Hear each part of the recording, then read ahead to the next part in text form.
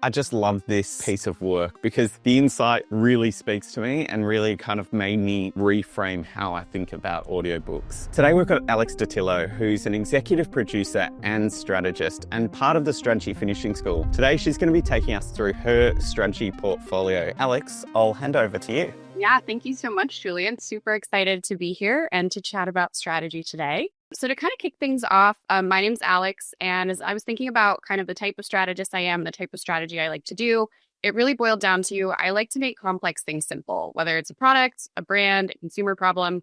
My goal is to really strip those complex ideas down to their simplest forms and try to make it as easy to understand as possible why they matter. I started my career in film and TV, actually, kind of got a strong foundation in storytelling, then transitioned into production for branded content, and ultimately sort of made my way to strategy in reverse. But today I combine all of those elements to help brands tell really effective branded product stories and turn those ideas into effective content.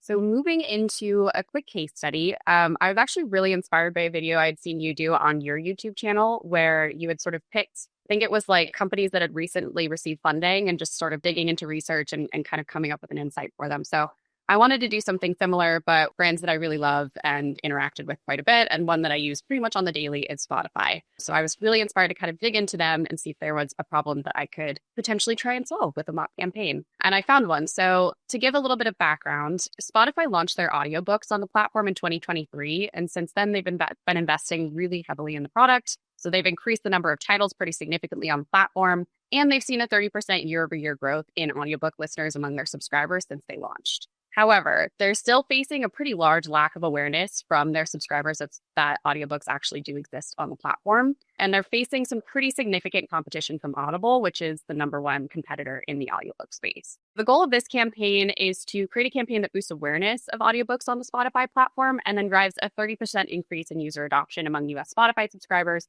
in the year 2025. In terms of our target audience, based on research, a lot of people are turning to audiobooks, and we'll kind of explain why in the next few slides. But we know that people under 45 tend to be adopting them at the highest rate. So that's really who we're going to focus our efforts on in this campaign. And we know that people in this age range are typically, balancing work, family, personal obligations, things like that. So that's going to factor into how we think about them and how we talk to that audience. So to kind of get into a little bit about what the consumer problem really is, studies have shown that 81% of Americans wish they read more.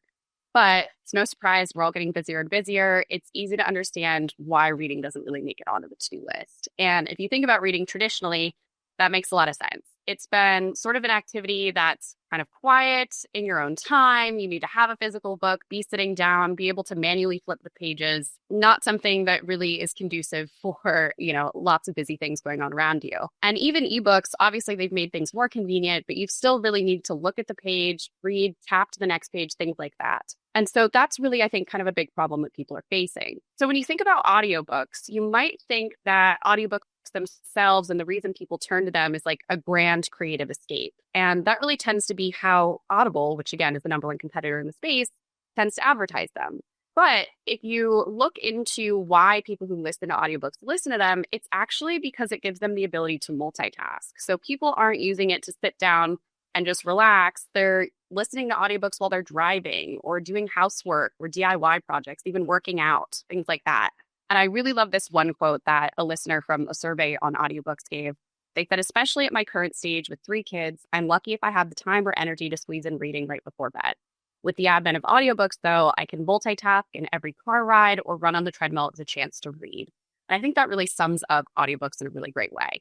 So that brings us to our insight, which is that audiobooks have turned reading from a free time activity into an anytime activity that you can really do anywhere on the go throughout your day. So in terms of our strategy, we're going to get busy Gen Zers and millennials who are interested in reading more, but feel they just don't have the time to see that reading can fit into their busy schedules by showing them that audiobooks on Spotify have turned reading from a free time activity into an anytime activity. And then in terms of how this is going to come to life in terms of our comms plan, I've broken things down into living, looking, and buying. And in our living phase, we're going with that core message of I want to read more, but I don't have time. And so our comms task is again to show people audiobooks on Spotify allow you to turn reading into an anytime activity. And in terms of our specific media moment, we're going to focus on busy daily routines. So touch points around work and errand destinations, as well as some relaxing and unwinding activities that our target audience might be engaging with after their busy day. So focusing on things like out of home, on like busy commuter freeways or busy walking areas in business districts, buses, subways, gas stations, electric charging station screens, things like that, as well as apps that people might use if they're pressed for time. So Uber, Lyft, Instacart, DoorDash, doing in-app ads for those, and then paid social ads and OTT streaming ads. In terms of the looking phase, audiobooks seem interesting, but I don't have time to sign up for another app. We know our audience is strapped for time.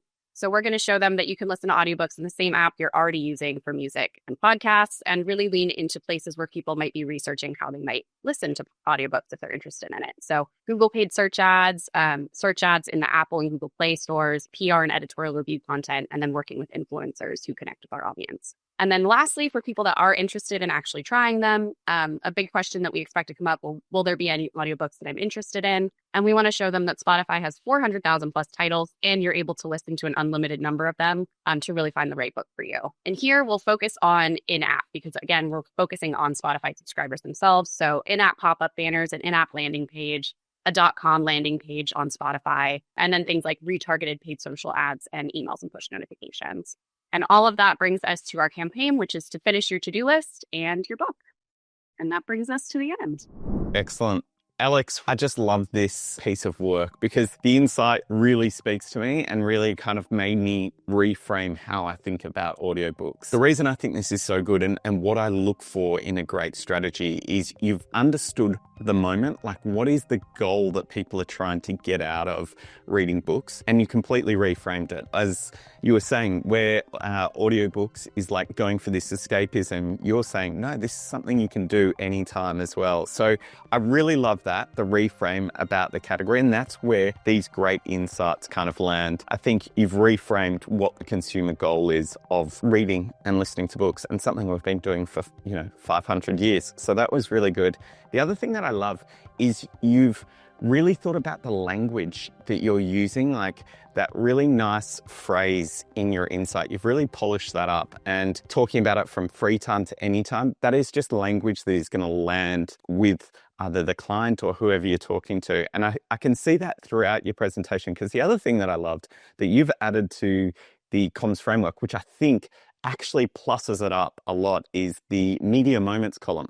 And actually explaining the moment when what mindset people are in. I think that's phenomenal. I actually think that that's what comms frameworks should be doing. Like that's probably something that I've been missing with my comms frameworks. As soon as I saw it, I was like, this is actual, this is gold. It really helps creatives or whoever you're working with understand that moment. So again, fantastic portfolio here. Thank you so much. And I have to say, I will give credit to the media moment was actually something I saw in another portfolio that you reviewed and had in the course. And I saw that and I was like, that's genius. I'd love to incorporate that into my portfolio as well. It's been super helpful, I think, just in that small microcosm of being able to see other people's portfolios, how they approach strategy, and using that to help inform, okay, how can I tailor my thinking and things like that. So I think it's just proof positive that it's really helpful to be able to see how other strategists think about their work and how you might be able to incorporate it into yours. Excellent. Alex, tell me, I'd love to hear about your journey. How did you get to the strategy finishing school? What was the moment you decided to sign up? Yeah, absolutely. So I really came to strategy in reverse. Like I said, I started in film and TV, then moved into like production for ads and branded content.